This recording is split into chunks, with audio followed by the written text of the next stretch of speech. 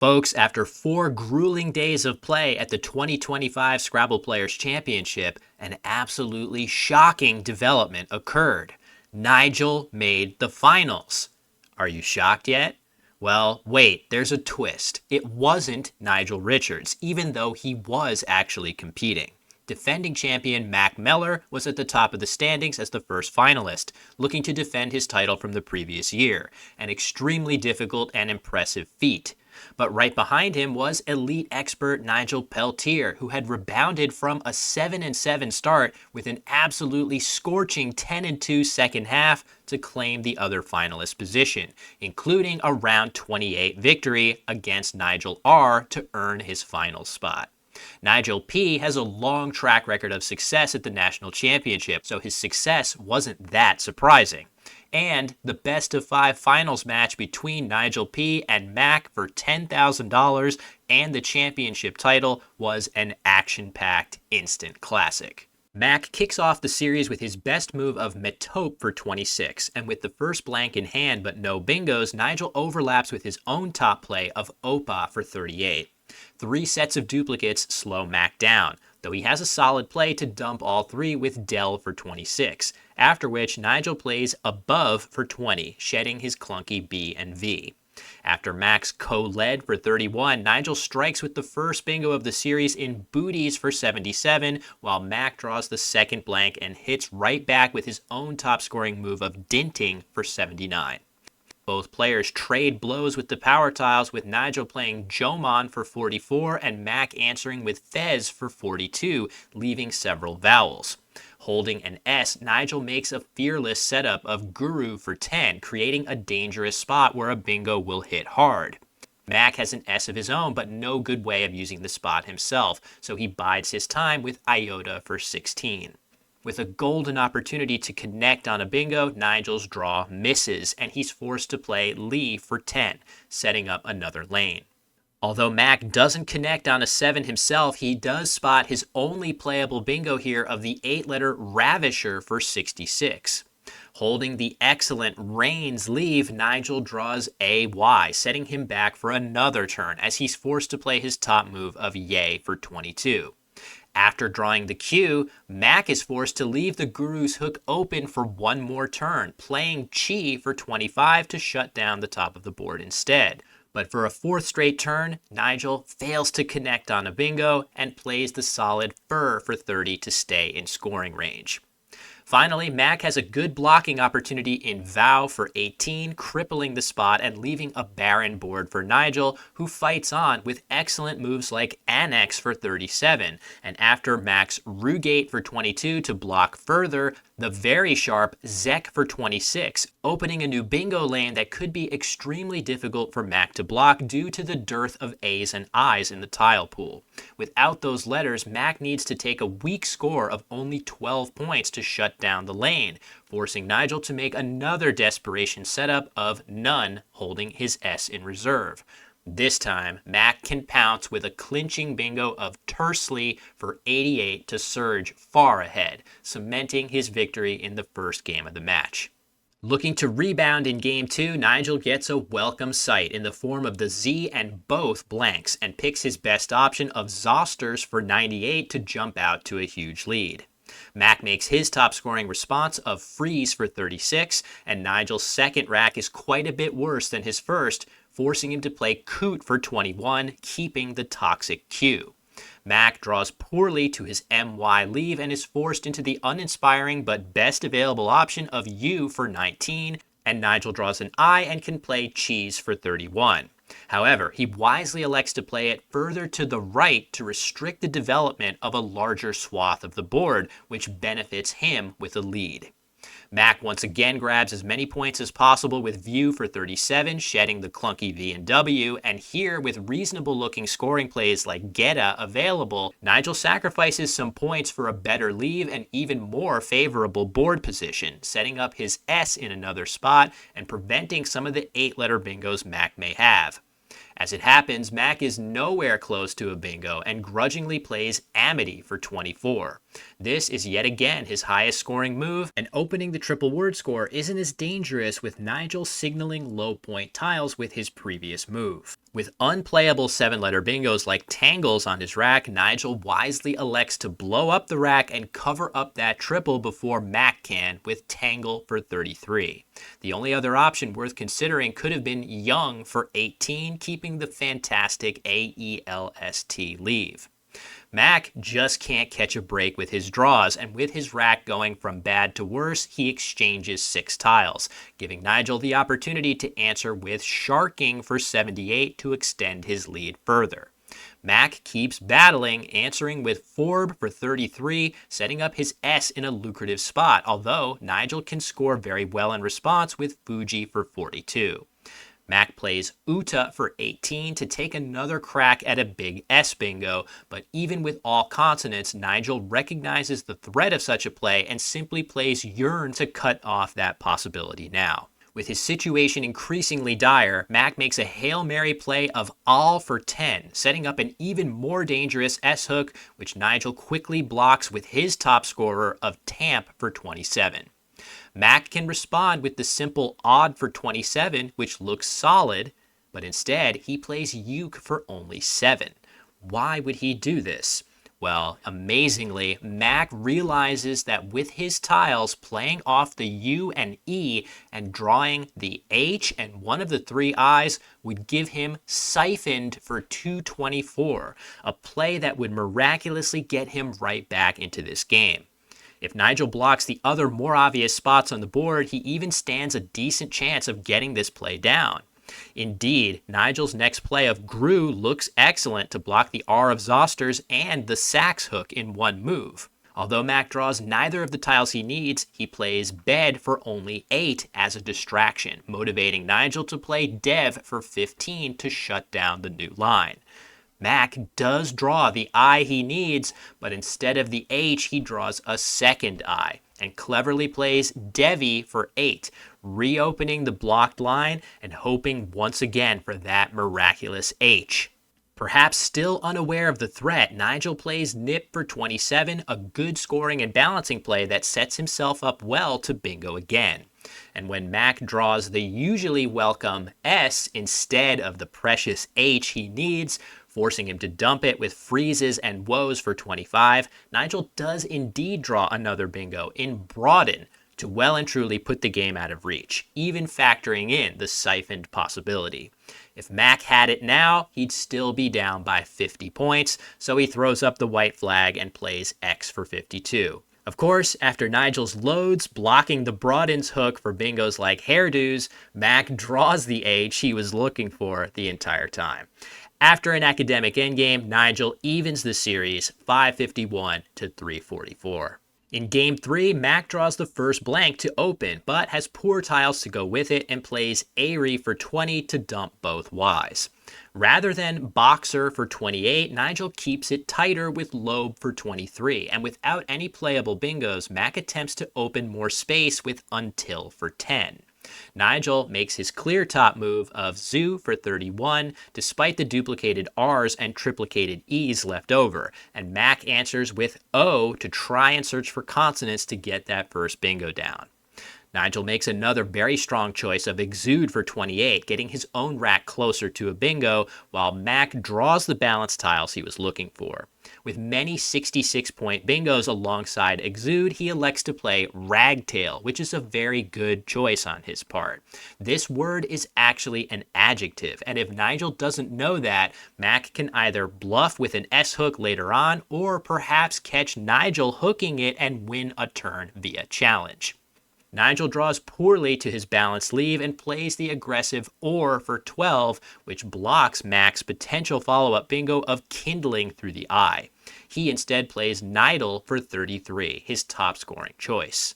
Nigel continues the aggression with Pick for 23, setting up not only the Ups and Upo hook, but also the Pika and Pice hooks in one move. It also sets up the K, which Mack held last turn, and while Ganef was surely tempting here, he plays Eking for 34 to neutralize the big hooking plays Nigel might have. Nigel draws an S, and he could try to gun for a bingo with a play like Va2 for 15, shedding the clunky V and U in one go. Instead, he plays Suaver for 34, scoring significantly higher and hoping to redraw an S next turn. Holding a narrow lead, Mack gets a rough draw, and without a good way to dump his cue, he plays Ganef for 26. With all 4 U's already on the board, he's hoping for an A to aid his cue. Nigel responds with Fido for 24, needing just a couple synergistic consonants to get a bingo down, while Mack not only doesn't draw the A, he doesn't draw any vowels at all, and delays exchanging with Diff for 29, which computer analysis approves. Nigel draws another S, but 2 more vowels, and makes a very nice play of Aloes for 20. The only potential drawback of this play is that it tells Mack that Nigel is holding another S in reserve, or else he likely would not spend it here, since the ability to pluralize ups is so critical on this board. Mack draws an A in the nick of time, and with Cat into Ragtail blocked, he plays Cat for 26 to finally shed the albatross of the cue and extend his lead.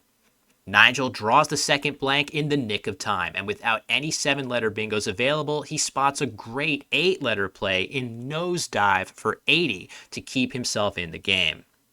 Mack's consonant woes continue, and here he's forced to exchange tiles, keeping RS in the hopes of hitting that ups lane. This is where things start to get really tense, as this game has been a slog for both players to this point, and both are already feeling major time pressure on the clock. From Nigel's perspective, the last S is a huge threat, but if Mack has the WH combination, he might also be able to score 40 on the interior of the board. Also, plays forming Ig threatening Igs would be even more difficult to deal with than the ups hook. Lastly, ING bingos are still a threat here, so Nigel elects to play Prong here, scoring 16 and hoping to land some of these key tiles. Mack's exchange has done little to solve his overload of consonants. However, he's now 1 I away from the sneaky Kintars for 51, and apart from the B and H, he does have strong bingo tiles. Bash might be a good choice here, giving him 2 chances to draw the particularly valuable final I. Instead, he gets even more aggressive with Gob for 6, setting up a second spot for an S bingo. If he can draw an E or an O, Anthers and Anthros are essentially guaranteed to go down, as it's very difficult to impossible for Nigel to block both. However, if Nigel has the last O, plays hooking Gobo could be a godsend for him, scoring extremely well while also blocking. He doesn't have that O though, so he plays his top scoring move of Jeté for 31 to block it at least a little bit, though Joe overlaps could still hurt. Mack draws a vowel, but it's the final A, which is not what he needs. He plays Ah for 29 to give himself one more shot at Kintars and Ups bingos. After Jeté, Nigel draws the 2 remaining vowels in the bag, including the I Mack wants, and he can see from the unseen tiles that there's no way Mack can bingo with only 1 possible vowel available to him. He plays for 32, knowing that he's likely iced this game. Give Mack some credit though, his play of Tell under severe time pressure is one of the few moves with any kind of winning chances here. If Mack draws CO, IO, or NO here, he will have unblockable bingos hooking ups. With none of those available, an uneventful endgame leads to a 383 to 343 win for Nigel Peltier. Needing just 1 more win to clinch the series, Nigel plays Piani to open game 4, and with his back to the wall, Mack draws a blank and plays his top choice of Vox for 30. Nigel can't score much with his very clunky rack and dumps both U's with Unbuilt for 14, also his top choice. Mack spends some time here with the expectation that he could easily have a playable bingo, but he doesn't and plays the solid Fix It for 30, while Nigel answers with Eam for 17, keeping strong bingo tiles. Mack's next draw leads to a no-doubter bingo rack, and he picks Ceramins from several other 86-point options here to jump out ahead. Nigel opens more board space with Oak for 19, and while the 31 points of Nihil may be tempting for Mack, both C's are still out, and opening the triple to Nigel isn't the best idea, so he sacrifices 12 points to play the safer Hilly instead. Nigel draws the dreaded Q along with the critical second blank, which allows him to play his top choice of queens for 66. Yes, you'd like to bingo with that blank instead, but 66 points is a bingo score and prevents Nigel from getting bogged down by the Q. Mack hits back with Zori for 50, and after searching for a few minutes, Nigel spots his only available bingo of Tolages for 72 to get back in the game. Mack plays Vice for 32, and Nigel responds with Jog for 33 as both players race to get the next bingo down. Mack draws the first Y of the game and makes a fantastic play here, hooking quins to make Quincy with Y for 44, a very heavy-hitting play on this board. Case in point, despite some good scoring tiles in the H and P, Nigel can't score very much here, so he makes a savvy choice of Hep for 21.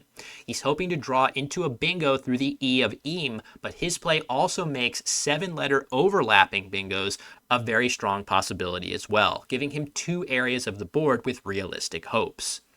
Mack answers with Onager for 28, a good choice over similar plays in the same spot, keeping the R with several more R's to come in the unseen tiles. Nigel uses the new spot to play Whiny for 38, and Mack does indeed draw another R. Here, Mack has no 7 or 8-letter bingos to play, giving him what looks like a difficult decision. Instead, he makes a gorgeous find of the 9-letter Trabeated for 78. Now down by nearly 100, Nigel doesn't have any inspiring plays in response, so he elects to challenge the word out of desperation, and when it comes back good, Mack essentially locks up the game on the spot. A few turns later, he finishes off a 463 to 365 win. Just like last year, the series heads to a decisive Game 5 with the championship title on the line. After Mack's White to open, Nigel plays his only available bingo of Elevate for 68.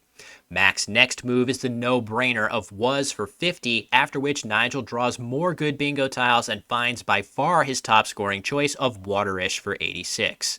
Mack continues to slog through duplicates and plays Butter for 25, while Nigel draws the first blank immediately and once again plays his top scorer of Quiring for 83. Already down over 100 just 3 turns into the game, Mack makes a solid play here of Yin for 23. If he can draw high-scoring consonants like the K or P here, he may be able to score extremely well while setting up a dangerous S-hook to use for a bingo later on. Still, any comeback will also require Nigel to slow down just a little bit. He does draw the Q, forcing him to dump it for 31, but his remaining tiles do form bingos with several other tiles, particularly the I, which would give him soloing and butters. And after Mack draws 3 vowels to his balanced leave and plays oboe to dump them, that is exactly what happens. Though Nigel plays Olingos for 71 over soloing to block the much more flexible newly opened lane. After Mack's Fared for 51, Nigel draws the second blank and plays the stylish Abelian for 85 with 6 overlaps. It's hard to believe that this wouldn't be the absolute best play here. While Zabayon for 107 would score 22 additional points, computer analysis gives both of these plays an 100% winning chance here. Still, Mack has no good reason not to keep fighting and attempts to open the board with queuing for 16, but with another good draw of solid bingo tiles, Nigel elects to play Ope for 24 rather than close down the new threat, sportingly giving Mack one final chance to hit a triple-triple. Mack can only play Xenic for 28, giving Nigel the opportunity to play his 6th bingo of the game in Clatters for 83, and a few turns later, his championship clinching final score is 599 to Mack's 397.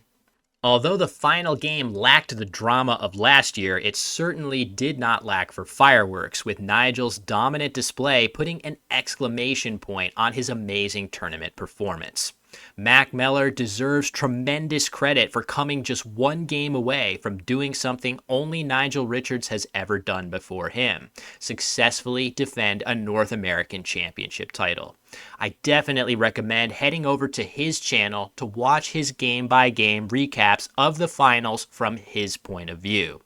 But as for our champion, Nigel Peltier consistently showed the extremely high level of skill required to pull off this feat. Both on and off the board, Nigel is kind, personable, and humble even in the face of his tremendous achievement, a worthy champion in every way. So, while we once again find ourselves saying the familiar phrase, congratulations to Nigel, let's make sure to give Nigel Peltier some love for coming out on top in one of the toughest championship fields ever assembled. Thanks for watching, and see you next time.